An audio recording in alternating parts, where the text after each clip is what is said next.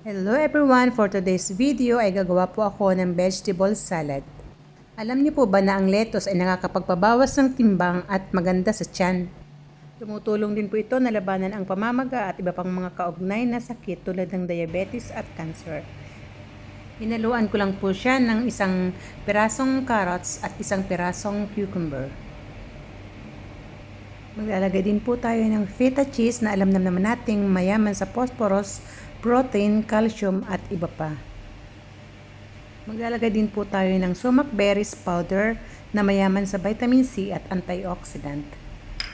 Kaya sa tulad ko pong nagkakaedad na, mas mainam na kumain tayo ng salad araw-araw.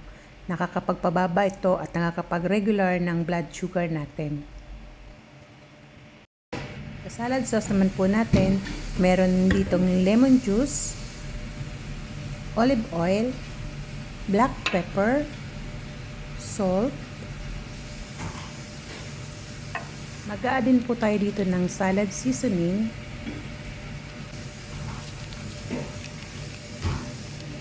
And then, haluin na po natin mabuti.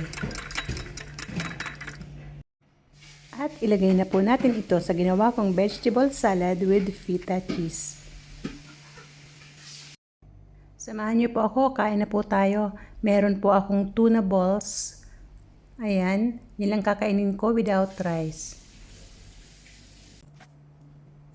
Thank you for watching. Salamat po sa walang samang pagsuporta at panonood ng aking mga video.